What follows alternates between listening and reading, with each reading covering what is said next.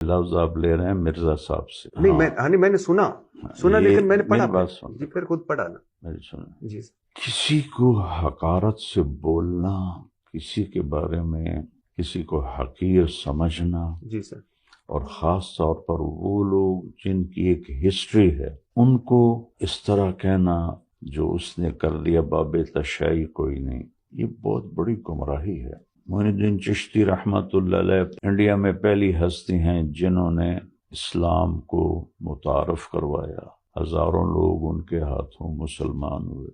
میری اپنی نسل کا پہلا بندہ ان کے ہاتھ مسلمان ہوا.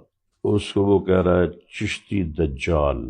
حضرت تھانوی رحمہ اللہ تعالیٰ ایک بہت بڑی علمی شخصیت ہے، ان کو کہہ رہا ہے تھانوی دجال.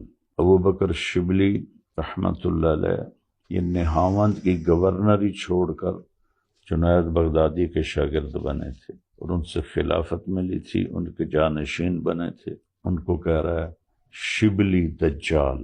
یہ زبان مت استعمال کیا کریں بابے، یہ سب اللہ کے نیک بندے تھے. لکھنے والے سے اونچ نیچ ہو سکتی ہے، لیکن ان لوگوں کی میں کوئی اس کی وکالت نہیں کر رہا، اس میں کوئی مگر موضوع چیز ہے تو ہے.